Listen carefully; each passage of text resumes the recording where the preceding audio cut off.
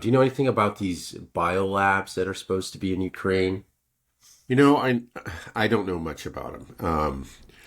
I remember it was very early in the conflict, or the present phase of the conflict, fairly early in 2022, that the Russians released that this information that they had found biolabs. They had captured them, and they had the documents, and immediately there were denials, conspiracy theory nonsense, coming from the West.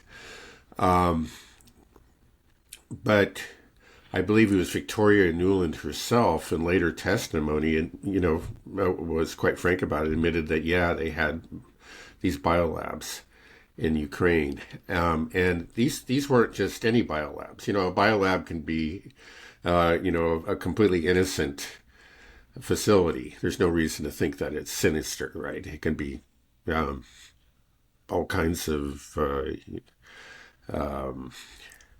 beneficial research can be conducted by a biolab, but these were funded by the Pentagon. So why was it, a biolab that's funded by the Pentagon is necessarily going to have some sort of military implication? Um, and I know the Russians have said and that they were involved in bioweapons, biological weapons, and some that target specific ethnicities and this kind of thing. And I haven't looked at it close enough to say um, you know, how solid the evidence is for these claims. But clearly, just the fact that there were biolabs that we didn't know about and that were being funded by the Pentagon, I think is clearly worrying, and does suggest that at least suggest, and probably more than suggest, that there were nefarious goings on there. So Victoria Nuland revealed that this was a Pentagon-funded CIA lab. How do we know it was Yeah, well, Pentagon-funded? you can say that the Russians did. I think that it may have come from other sources too. I'm sure she's not the first person in the West to um, um, it may be confirmed what the Russians were saying, but she's certainly the best known, and she did it in a very public venue. I think it was like during some questioning in Congress or something like that. Right, because I guess the general that was assassinated, Igor Kirillov, he's made a lot of accusations that Ukraine was developing bioweapons that would be targeting Russians. And so I just thought that was kind of an interesting thing. And then I heard Colonel Douglas McGregor also talk about these Right. biolabs. And I was like, oh, this is a whole another side. I'm just wondering, Yeah. do you think after this war is over that we will see a lot of things be uncovered? Because the way that we see the Russians conduct this war right now is they keep their cards very close to their chest. They don't reveal the losses, dad's Uh-huh. military, everything is kind of under wraps. I assume everything will come to light afterwards. Do you think that's what we'll see? Um, Um, yes, certainly. Well, it seems like, I mean, they have been talking about the biolabs for a while. I remember, it was something that appeared. There were many RT headlines about it, so it was not something that they were hiding, and I don't think they had any reason. If they have some real dirt, well, it's hard to say because it's really hard to know what a government will do. It may decide that it has more value, in propaganda or public relations, right, if it's revealed. But sometimes it's something that they can use as a card in negotiating with the other side. right. So that you say, hey, we know this about you, and we're not saying anything now, but we could. So, please just understand that we do have this leverage. Right. I mean, so So Russia has captured these biolabs, right? They have right. captured a few. Yeah, at least, right. A few. That's my understanding. And I guess there are more on the, farther west. I don't know exactly where they're located, but some of them, they managed to capture, at very least one, but I think it's probably a few. I just don't remember the details. Right. I imagine they try to scrub as much evidence as possible before the Russians get there. But I guess it's impossible to delete everything these days. It's hard. But Yeah. what about these CIA bases? Because there were supposedly like what 11 at least that even the New York Times reported that were Right. built close to the border of Russia. So were any of these CIA bases captured? I've never heard anything about it. Right, you would think so, that some of them must have been, because, yeah, they were, my understanding, again, as you say, this was something that the New York Times revealed, I think, better than a year ago, in a very, very lengthy article. So, clearly it was based on a CIA leak. The CIA, for some reason, wanted to brag about their involvement in Ukraine. And, the important thing to understand about those bases is that they were established very early on, after the Maidan coup. And it really does lend support for a lot of the Russians' claims that Ukraine was really being used as a base against Russia. So these were listening posts, and I think quite possibly they may have also, the suggestion is made, I think even in the New York Times article, that they were involved in operations. In other words, they in maybe sending in sabotage teams into Russia and that kind of thing. So, yeah, we'll just say clearly that both the Biolabs and the CIA stations are a reminder of like how deeply involved the U.S. was in NATO. And again in a military way. It wasn't simply, a support for fellow democracy or anything like that. They did see it as a base against Russia, and that's what Russia was seeing. They seeing growing right on their border, and I think that's, part of what triggered the invasion or the intervention, if you will. I think you could actually use either word correctly. Back in March or February rather of 2022. Mm-hmm. Yeah, I imagine right when the war broke out, the SMO started, Russia moved in really quickly, did a blitzkrieg to get the negotiations underway. I wonder, and that would be the time that I imagine if they moved really quickly that they could have potentially have captured some CIA bases and biolabs because it was really quick. It didn't give time for, the West to move its assets out. Now, ever since then, after the summer counteroffensive, the advances have been very gradual. I imagine there's time to extract what you need, but I never heard anything about any of these bases captured, and I was just thinking that why could it be that the West is so crazy about Ukraine is because they know that Russia's got tons of dirt on them, and they're like, well, we can't let them win, because they got captured our biolabs and CIA bases, but then. Why haven't they released things about them capturing the CIA bases? Well, they may not have, perhaps those CIA bases were vacated. I mean, the CIA was predicting, that the Russians were coming. And so anyway, they probably had definite information and they probably did remove any documents. Now, clearly that didn't happen to the biolabs because the Russians found a lot of documents and they've been releasing them, ever since. Again, it was the assassinated general who was in charge of that.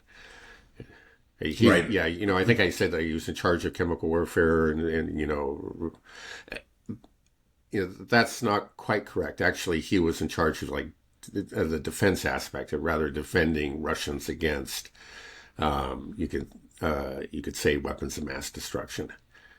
Right. So, why do you think he was particularly targeted? He was making all these accusations of biolabs. That's why it kind of helps feel the. Well, there are two main theories, and one is that he was he's very high ranking. He really was in the inner circle, one of the very top generals within the Russian military. But he didn't have any bodyguards assigned to him. He didn't have any security. And the reason apparently is because he was not involved in the SMO. So they just, I guess they kind of underestimated the lawlessness, we'll say, of the Ukrainians, and assumed that, well, they're not going to just attack any old general. The only legitimate targets you could argue is a legitimate target anyway is one who's directly involved in the SMO, and he wasn't. So he didn't have any security assigned to him. So he was a soft target, and that may have been the reason. But the other possibility is that this guy is he's got too much. Well, the thing is, the information's they can they can shut him up, but the information's already been acquired, So I, there may be, particular anger about what he did, but I find the first theory, more convincing. Right. Just something they could get away with. They could pull off. Well, and that's often the nature of terrorism in general. Terrorism is a weapon that's used by the weaker side generally. They're losing on the battlefield. They simply can't. They know that they can't win. In the conventional war, so they start looking for soft targets. The hard targets are too well protected. The real targets that would actually do them some sort of military good are too well protected. So they go after soft targets, individuals who aren't well protected, or residential areas. Just to give an example, a very recent example, of course, was the attack on Kazan. Right.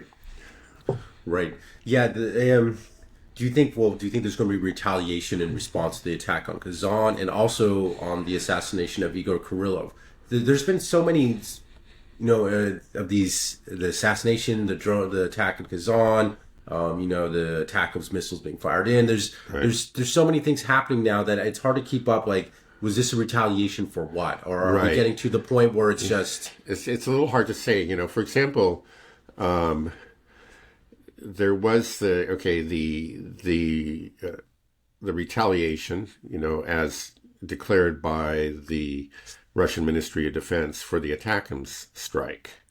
The one on the chemical plant, I'm not sure, whatever, it was an industrial facility that apparently did minimal damage. I think there were, 6 ATACMS and 4 Storm Shadows involved in it. Right. They said that strike on the SBU command center, and then there was another strike on the headquarters of a missile institute, and then in the same strike, Patriot launchers were hit too. But they said that was, again, that was a retaliation for the strike on the industrial facility by the ATACMS and the Storm Shadows. But maybe it was also retaliation for the assassination of the general, because it was believed that the SBU was behind that assassination. So this is something, they've always known where that was, and they went after it. Apparently this was really the headquarters of the SBU, is what I read later, and they did some very significant damage. And there are rumors, unconfirmed, that some top-ranking officials were killed. And so they, really did do, it was a very effective retaliation, if that indeed was true. Do you think at this SBU it was all Ukrainians there, or do you think that it was... Do these intelligence? I think there's a very good chance that NATO, specifically American, like CIA, were there as well. One thing is, it may have been that same New York Times article, or it may have been another one, but the CIA, I think it was actually the same article. The CIA actually said that they built up Ukrainian intelligence, just rebuilt it from the ground. And so, it's their baby, and the intelligence agencies, the U.S. and the MI6, in Britain, are very, very closely tied to Ukrainian intelligence. That doesn't mean that they have absolute control over them, or they know everything they do, but they obviously know a lot of what they do, and they have a great deal of involvement in many of their operations. So yeah, it's very, very possible that that Western intelligence or Western military was there at the time. How many Americans do you think have been killed in Ukraine so far? Because I remember you said in the last big attack that Russia carried out, for I believe it was the second volley. It's hard to keep up how many times we've shot ATACMS into Russia, but that they hit a lot of HIMARS launchers and also killed up to 40 mercenaries that were mostly Americans, or I don't know if they're mercenaries or technicians or something. I don't know. Right.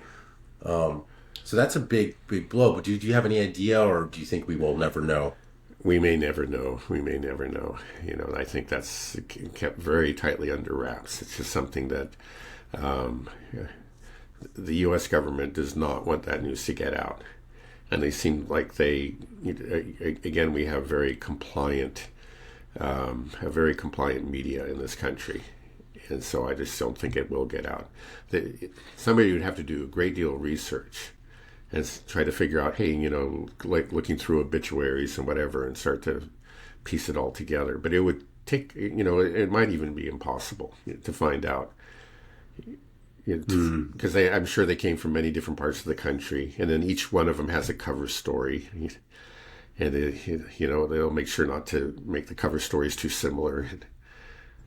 Yeah, I mean, you think that if they have families, but maybe some of them don't, don't well, yeah, have a the wife families, or whatever, probably can put two and two together. A lot of them will, but they just may choose, for whatever reason, not to talk about it, or just talk to very, very few people, and then, again, it's just like if it gets too big, I think, as I said earlier, you just can't hide it. At some point, people will talk, and local media will pick it up, and it just can't. But if you keep it below a certain threshold, I think you can pretty much cover it up. So you say the CIA, MI6, and SBU are all really closely connected. Right. So I'm not sure if it may be the SBU and the GUR, which that's the military intelligence. I think just intelligence in general. They're very close to the intelligence in general in So Ukraine. do you think that then the U.S. and MI6 they knew about the assassination of Igor Kirillov? It seems like anything that, if they're so intertwined in that the U.S. basically built their whole intelligence infrastructure, you think that they would be aware of these operations. And so maybe they're aware of it and they're just like, well, okay, you guys do it and we're not going to say anything? Or it's hard to imagine that. Yeah, we will probably never know for sure. Until maybe some CIA person brags about doing it. You never know what may happen. But there's a good chance we'll never know for sure. It's certainly possible. Again, it's just like the Ukrainian intelligence actually is I think is very large. For a country of its size, they have a lot of agents. So even if we're very closely tied to them, it doesn't mean that we know everything that's going on. And they may, I think, almost certainly try to keep some things secret. But, I would find it believable that our people knew what was going on and maybe just kind of, and winked at it, or maybe even quietly approved of it. That's certainly within the realm of possibility. Clearly, I don't think, like the CIA has any aversion to killing Russians, including Russian civilians. But we just can't know for sure. I think probably, well, above all, they want to have deniability. They don't want their fingerprints to be on anything, and they'll make sure that they're not there. So we really won't know.